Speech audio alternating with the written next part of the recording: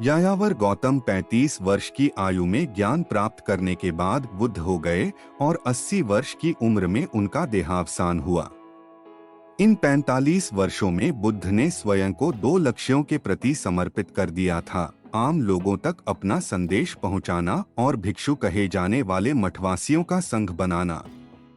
उनके व्यक्तिगत जीवन के संबंध में लिखी हुई कुछ सामग्री मिलती तो है, और जो मिलती है उसके आधार पर घटनाक्रम बना सकना या यह कह सकना कि ये घटनाएं वास्तव में हुई थीं, बहुत मुश्किल है।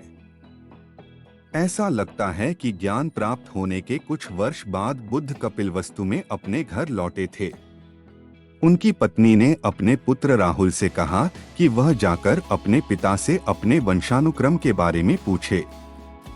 राहुल ने महल के द्वार के पास खड़े बुद्ध से यह सवाल पूछा तो बुद्ध ने मठवासी का भिक्षा पात्र उसे थमा दिया।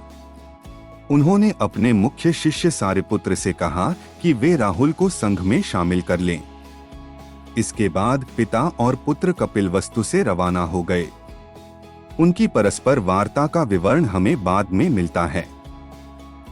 उदाहरण के लिए, एक दिन सन्यासियों के वस्त्र पहने और भिक्षा पात्र हाथ में लिए बुद्ध श्रावस्ती नगर के लिए निकले। यह देखकर राहुल भी उनके पीछे पीछे चलने लगे। थोड़ी देर बाद बुद्ध ने पीछे मुड़कर राहुल को देखा और कहा, तुम्हें स्वयं से यह कहना सीखना होगा राहुल कि यह मेरा नहीं है। राहुल ने सोचा कि बुद्ध ने उन्हें चेतावनी दी है और वह लौटकर ध्यान में बैठ गए। उन्होंने बुद्ध के इस वचन पर ध्यान लगाया कि व्यक्ति को मायामोह से ऊपर होना चाहिए। ये हृदयस्पर्शी कहानियां हैं। बुद्ध के एक रिश्तेदार भाई शाक्य वंश के देवदत्त उनके संघ में शामिल हुए और बहुत प्रसिद्ध हो गए। ऐसा इसलिए हुआ कि उन्होंने स्वयं को बुद्ध का प्रतिद्वंद्वी घोषित कर दिया। एक बार जब बुद्ध एक सभा को संबोधित कर रहे थे, देवदत्त ने उनके पास आकर कहा, स्वामी, अब आप वृद्ध हो गए हैं, इसलिए आपको चिंतामुक्त होकर जीवन व्यतीत करना चाहिए। इसके लिए आपको चाहिए कि आप भिक्षुओं के इस संघ का भार मुझे सौंप दें। बुद्ध ने इससे इनकार कर दिया और कहा कि देवदत्त इसके योग्य नहीं है। इसके बाद देवदत्त ने संघ को 2 भागों में तोड़ने का प्रयास किया, लेकिन सारिपुत्र ने उन्हें ही संघ से निकाल दिया। देवदत्त ने बुद्ध की हत्या करने का भी प्रयास किया। समझा जाता है कि मगध के राजा बिंबसार के पुत्र अजातशत्रु ने देवदत्त का समर्थन किया। जो भी हो, देवदत्त अपने सभी प्रयासों में विफल रहे और कहा जाता है कि बाद में उन्होंने इस पर पश्चाताप किया, जिसके उपरांत उन्हें दोबारा संघ में शामिल कर लिया गया। बुद्ध के व्यक्तिगत जीवन में एक महिला महाप्रजापति गौतमी ने महत्वपूर्ण भूमिका निभाई। वे बुद्ध की निकट संबंधी, संभवतः उनकी मौसी थीं और वे गौतम की मां की तरह थीं, क्योंकि उनकी मां का निधन उनके जन्म के कुछ ही दिन बाद हो गया था। महाप्रजापति ने ही बुद्ध को इस बात के लिए राजी किया था कि वे महिलाओं को संघ में स्थान दें।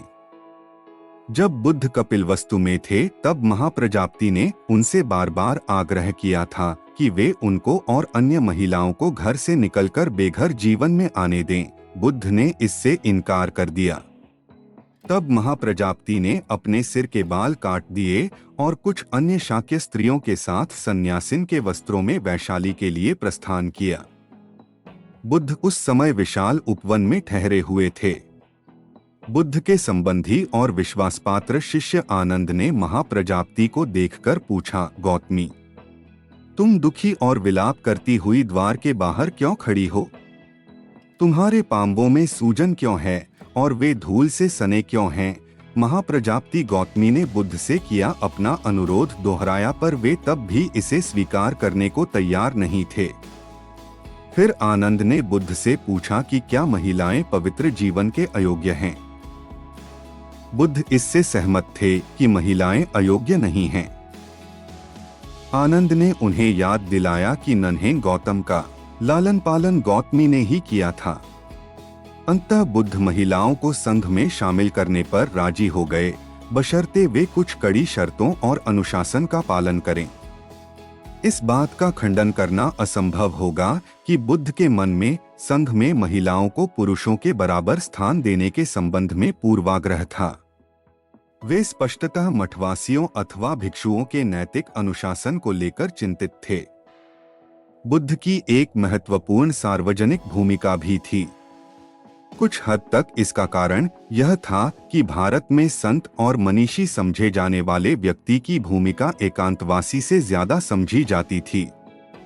इसके अलावा एक घुमंतु धर्म प्रचारक के रूप में काम करने के बुद्ध के प्रयासों ने उन्हें पूर्वोत्तर भारत में अत्यंत चर्चित बना दिया था। यह भी लगता है कि उनकी ख्याति उन क्षेत्रों से आगे फैल गई थी जहां वे घूमते थे, गंगा यमुना के संगम से लेकर हिमालय के छोर तक। उदाहरण के लिए दक्षिण में गोदावरी नदी के तट से सन्यासियों का एक प्रतिनिधिमंडल बुद्ध के साथ विचार विमर्श के लिए कौशाम्बी, श्रावस्ती, कपिलवस्तु, कुशीनगर, वैशाली और अंत में राजगृह तक गया। वैसे ये सारे शहर उत्तर पथ के व्यापार मार्ग पर स्थित थे और व्यापारी तथा व्यवसायी उन आम लोगों के समूह का एक महत्वपूर्ण अंग बन गए थे जो बुद्ध के साथ जुड़ा हुआ महसूस करते थे। इन्हीं में लखपति व्यवसायी सुदत्त भी शामिल था, जिसका उपनाम था अनाथपिंडिक, यानी कि बेसहारा लोगों को भोजन देने वाला। कहा जाता है कि उसने श्रावस्ती में राजा के पुत्र से एक उद्यान खरीदा था और उसका मूल्य पूरे उद्यान को सोने की मुहरों से भरकर चुकाया था। यह उद्यान, जिसे जेत उद्यान या अनाथपिंडिक उद्यान कहा जाता था, बरसात के दिनों में बुद्ध का सबसे प्रिय आवास बन गया था। सिर्फ बड़े व्यवसायी ही नहीं, बल्कि पूर्वोत्तर भारत के दो मुख्य राजा भी बुद्ध के अनुयायी बन गए थे। ये थे कौशल के राजा प्रसेनजित प्रसेनदी और मगध के राजा बिंबसार। लिच्छवी और मल्ल आदिवासी क्षेत्रों के दो प्रमुख व्यक्ति भी बुद्ध के आध्यात्मिक प्रभाव में थे। लेकिन कई अन्य संतों और मनीषियों के विपरीत बुद्ध ने राजकाज में कोई भूमिका निभाने से साफ मना कर दिया। अन्य संतों और बुद्ध में सबसे बड़ा अंतर यह था कि बुद्ध अपने पास आने वाले सभी लोगों के साथ एक समान व्यवहार करते थे। इसका एक उदाहरण यह है कि जब कौशल के राजा प्रसेनजित ने बुद्ध से पूछा कि सांसारिक बंधनों से मुक्त सच्चे संत अरहंत की पहचान कैसे की जाए, तब बुद्ध ने कहा, तुम्हारे लिए यह मुश्किल होगा राजन। तुम सांसारिक सुखों को पसंद करने वाले एक गृहस्थ हो। बनारस के चंदन की मोहक सुगंध वाले तुम्हारे शयन कक्ष में बच्चे भरे रहते हैं। तुम माला पहनते हो, इत्र लगाते हो और सोने चांदी के उपहार लेते देते हो। इस तरह के विषयों पर राय बना सकना तुम्हारे लिए कठिन होगा। दूसरी ओर बिना हैसियत और महत्व के लोगों से बुद्ध उदार मन से और स्नेह के साथ बात करते थे। एक ग्वाला नंदा भिक्षुओं में शामिल होना चाहता था। बुद्ध ने उससे कहा, जाओ पहले उन जानवरों को उनके मालिकों को सौंप दो जिन्होंने उन्हें देखभाल के लिए तुम्हें दिया है। ग्वाले ने ऐसा ही किया। तब बुद्ध ने उसकी गंभीरता को देखते हुए उसे सम्मानित करने के लिए संघ में उसके प्रवेश के समारोह का व्यक्तिगत तौर पर संचालन किया। इसी तरह छोटी जाति के नाई उपाली और अभिनेता तथा मंच प्रबंधक तालपुत्तों का उच्च ब्राह्मणों की भांति संघ में स्वागत किया गया। सारिपुत्र और मोगल्लान उच्च कुलीन ब्राह्मण थे। प्रारंभिक दिनों में जब बुद्ध अपने संदेश के प्रचार प्रसार के लिए यहाँ वहाँ घूम रहे थे, तब वे हर समाज के हर तरह के व्यक्ति से मिले। ऐसी ही एक कहानी है कि बुद्ध कुम्हार भग्गव से कैसे मिले। बुद्ध ने कहा, यदि तुम्हें ठीक लगे भग्गव, तो मैं एक रात तुम्हारी झोपड़ी में बिताऊंगा। भग्गव का उत्तर था, मुझे इसमें कोई आपत्ति नहीं है, लेकिन मुझे इससे पहले दूसरे बटोही से पूछना पड़ेगा जो बरसात के मौसम में यहाँ रुका हुआ है। अनुमति मिलने के बाद बुद्ध ने झोपड़ी के एक कोने में फूस बिछाया और बैठ गए। बुद्ध से बात करते हुए दूसरे बटोही ने कहा, मैं शाक्य गौतम की तलाश में निकला हूँ, जिनके संबंध में मैंने बहुत अच्छी बातें सुनी हैं। बुद्ध ने बटोही को यह बताए बिना कि उसकी तलाश खत्म हो गई है, उसे अपने उपदेशों की प्रमुख बातें बताईं। बुद्ध ने जन्म, जाति या व्यवसाय के आधार पर समाज में किसी व्यक्ति का दर्जा तय करने की पारंपरिक भारतीय प्रणाली की ओर कोई ध्यान नहीं दिया। बुद्ध के काल में उत्तर भारत में समाज व्यवस्था बदल रही थी। ऐसा लगता है कि उस समय जनसंख्या बढ़ रही थी। जंगल काटकर खेत बनाए जा रहे थे। इसके लिए लोहे से बने कृषि उपकरणों का इस्तेमाल बढ़ रहा था और जंगलों में रहने वाली कई आदिवासी जातियां खेतीबाड़ी करने लगी थीं। व्यापार बढ़ने की वजह से कस्बों और नगरों का आकार और उनकी आबादी भी बढ़ रही थी। सामाजिक परिवर्तन के इस माहौल में बुद्ध के उपदेशों का व्यापक असर हुआ। उनकी दृष्टि में पंडितों और पुजारियों द्वारा किए जाने वाले धार्मिक अनुष्ठानों तथा कर्मकांड का कोई मूल्य नहीं था। उनके लिए सबसे महत्वपूर्ण बात यह थी कि आप अपना जीवन कैसे जीते हैं। इसलिए धार्मिक अनुष्ठानों के औचित्य, कर्मकांड की शुद्धता या अशुद्धि पर प्रश्नचिन्ह लगाए जाने लगे और इसी वजह से परोक्ष रूप से जाति व्यवस्था पर भी उंगलियां उठाई गईं। आम लोगों के सामने यह तर्क इसी तरह रखा जाता था, लेकिन संघ के अंदर और मठवासियों के बीच जाति पर सीधा प्रहार किया जाता था। उनके एक उद्धरण में इसका एक सुंदर उल्लेख मिलता है, जिसमें बुद्ध 5 प्रमुख नदियों का नाम लेते हुए कहते हैं, ठीक उसी तरह जैसे विशाल समुद्र में मिल जाने पर नदियों का नाम और अस्तित्व मिट जाता है, वैसे ही बुद्ध का अनुयायी बनकर भिक्षुओं के संघ में शामिल होने पर जातियां और वंशावलियां समाप्त हो जाती हैं। एक अन्य मामले में बुद्ध के विचार काफी क्रांतिकारी थे। वे लोगों से आम बोलचाल की भाषा में बात करते थे और बाद में उनके उपदेशों और उनसे जुड़ी किंवदंतियों को भी उसी भाषा में लिखा गया। यह भाषा स्थानीय भाषा थी जिसे मगधी कहा जाता था और वह बाद में पाली बन गई। बुद्ध से पहले भारतीय धार्मिक साहित्य विद्वानों की भाषा संस्कृत में था और उसे विद्वान ही समझते थे। दूसरी ओर बुद्ध थे जिनके उपदेश और उनसे जुड़ी कथाएं, उनका संदेश तथा दर्शन आम लोगों तक इस तरह पहुंचा रहे थे जिसे लोग किसी विद्वान या पंडित की मदद के बिना समझ सकते थे। बुद्ध के उपदेशों में सहज बुद्धिसंगत तर्क होते थे जिन्होंने आम लोगों को अवश्य प्रभावित किया होगा। वे दर्शन में अटकलों से बचते थे। उनके काल में पंडित, विद्वान और एकांतिक सन्यासी प्रायः अमूर्त प्रश्नों पर चर्चा करते थे, जिनका वास्तविकता से कोई सीधा प्रश्न नहीं होता था। यह बात आज भी देखने को मिलती है।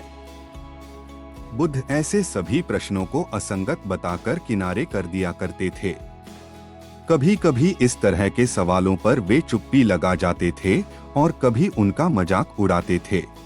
एक बार जब बुद्ध श्रावस्ती में थे, तब कई विद्वान और सन्यासी वहां भिक्षा मांगने आए, लेकिन उनके परस्पर विरोधी विचारों के कारण उनके बीच ऊंची आवाज में बहस हुई, जिसमें अपशब्दों का इस्तेमाल किया गया।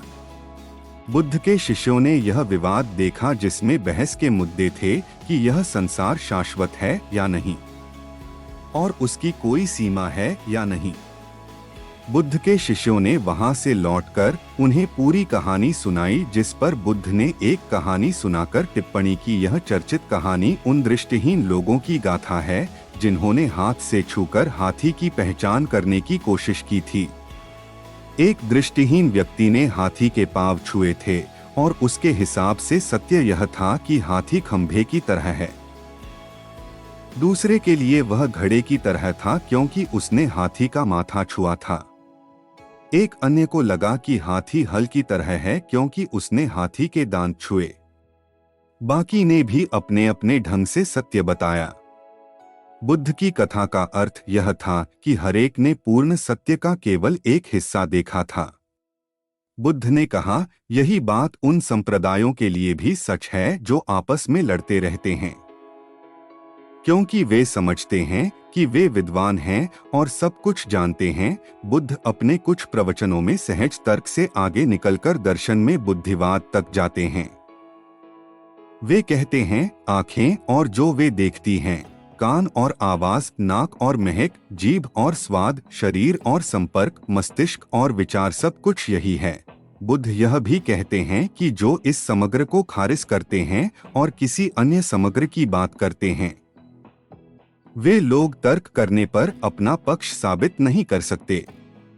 एक अन्य स्थान पर बुद्ध बुढ़ापे, क्षय, पुनर्जन्म से मुक्त इस दुनिया से बाहर किसी स्थान से संबंधित सवाल पर कहते हैं, इस दुनिया से अलग कोई दुनिया नहीं है।